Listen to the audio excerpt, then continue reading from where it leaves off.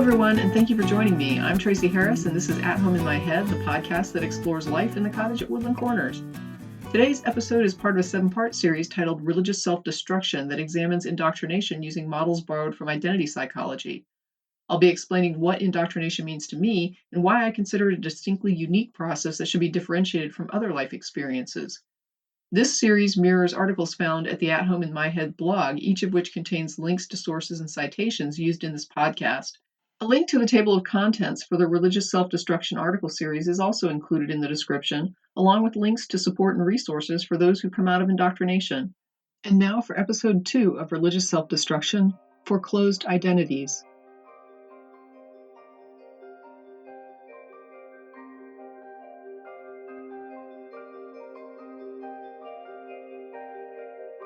A few years ago, I was doing personal research on the psychology of identity and attachment styles when I stumbled on a passage in an article online. The passage read, "The patient we were discussing that long ago day belonged to a fairly strict church and believed strongly in his own sinfulness. The dominant idea about identity for him seemed to be that his essential nature was no good and that he required the ministrations of his church practice as a corrective measure so as to ensure his survival. His practical identity seemed to be mostly concerned about suppressing his natural identity, if you will, as he perceived his natural identity to be sinful." I didn't realize it at the time, but the piece was actually written in 2004 for a site called mentalhelp.net by Dr. Mark Dombeck.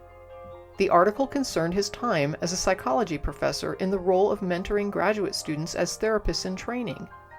One of these students was working with the patient described in the opening quote. The student therapist suspected the patient's high levels of religiosity might be contributing to his symptoms. The style of therapy was more about symptom management, however, and not psychoanalysis, and so the question went no further in the group discussions. It did, though, prompt Dr. Dombeck to consider the idea on his own time and years later to pen this article. In the piece, he ponders whether the religion was causally connected or if it might be the case that someone with the patient's symptoms might be predisposed to becoming highly religious. He considered identity and what it means to adopt a belief system. Are some value systems less healthy than others? If they are, what, if anything, should we do with that information? Do people have natures? Can they be good or bad? What about this patient who believed he was inherently flawed and required constant self-suppression and correction? Dombeck, not being a philosopher but a psychologist, began to invoke psychologists who had investigated these ideas and models they had built over time to help understand and explain them.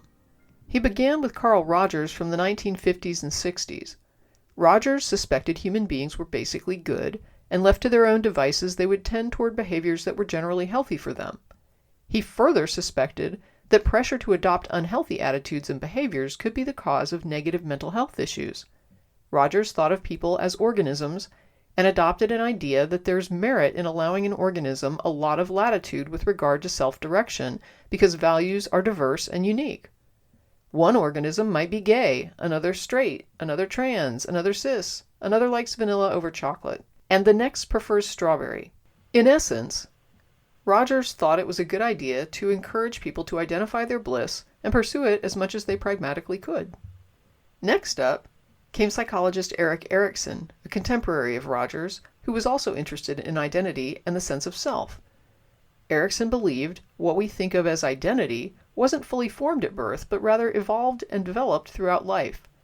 While inherent, it was still something that required discovery.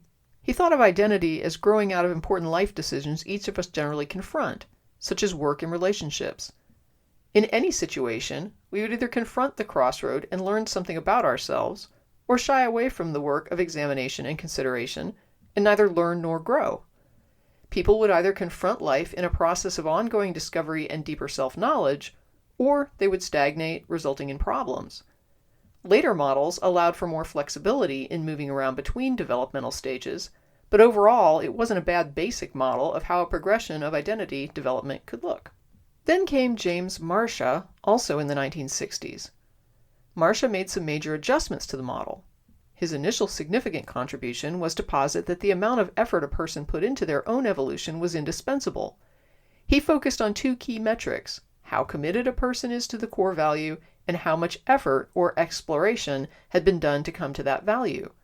Just a note that in the literature, exploration is sometimes referred to as crisis, which is not considered negative. It simply means you were presented with a situation that called for exploration and decisions. Marcia expressed that adopting values without effort meant an identity had not actually been achieved. It was still clearly an identity, the person was committed to values, but no work had been done to achieve it.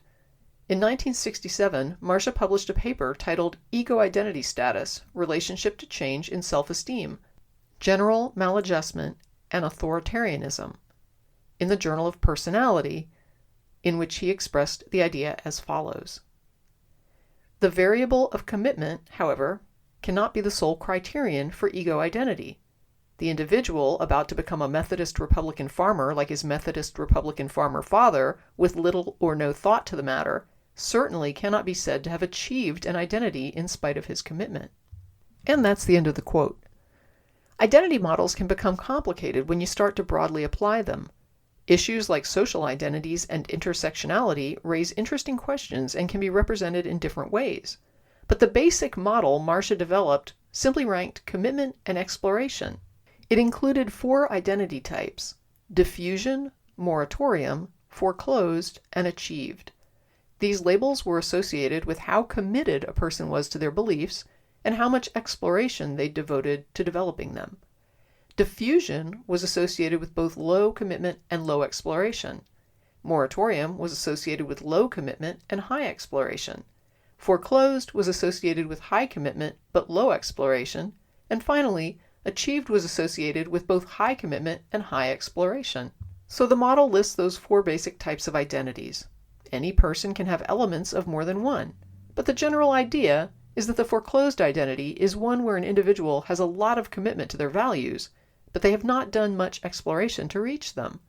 Achieved identity, on the other hand, is one where the individual has reached a high degree of commitment to their values after engaging in a similarly high degree of exploration. The others are not as relevant to my goals, but they include diffusion and moratorium. In diffusion, the individual is not highly committed to their values and also not motivated to explore them. In moratorium, the individual works hard to explore their values, but is not committed to anything based on that exploration. In fact, everyone who has an achieved identity has spent a good deal of time in the moratorium quadrant before they got there, exploring before committing. As someone who was indoctrinated, this simple model was huge. I was finally able to relate my experience to external reality in a way I never had before. I immediately recognized my former religious self. I had been foreclosed. Most of my values now sit in the other 3 areas. Values I care about are either achieved or being sorted in moratorium. Values I'm not concerned about are probably sitting in the diffusion backlog until a time when they become relevant. I am sure I still harbor some foreclosed values, because every few years I tend to discover one or more lurking in some dark cobweb corner of my mind waiting to be examined and corrected if needed. I realized, however, that if someone would have come to me in my former incarnation as a conservative Christian, I would have insisted I had explored. I had dedicated ridiculous amounts of time and energy to understanding my religious values. I was constantly evaluating them, studying feverishly, praying frequently, focused on my religion daily. And yet after my deconversion and unpacking my former religious beliefs, I felt I'd been incredibly irresponsible in neglecting my exploration. I envisioned digging in a small sandbox, drilling down as deeply as I could, but never realizing there were walls around me restricting where I could explore. After leaving religion, it was like stepping out of that box and realizing there was an endless horizon in every direction to explore. How had this been accomplished? How had I been convinced I'd engaged in years of in-depth exploration when I'd been running in place the whole time? One interesting study, Religious Doubt and Identity Formation, Salient Predictors of Adolescent Religious Doubt, in the Journal of Psychology and Theology, December 2008, found that religious youth who had achieved identities had higher levels of doubt and were more likely to look at both belief-confirming and belief-challenging sources during times of doubt. Those with foreclosed identities had lower levels of doubt and were more likely to look at only belief-confirming sources during those same times. The article notes this fits a broader profile of Foreclosed as, quote, rigid and close-minded, unquote, as well as exhibiting avoidance of ambiguity and cognitive dissonance. It was interesting to me that those who explored their beliefs more thoroughly were less committed to them. Some have posited this may be because exploration allows us to recognize how perspectives can change with new information. I was finally on the road to asking the right questions. It was exciting to realize I might finally find answers that had eluded me for decades, answers I thought I'd die without.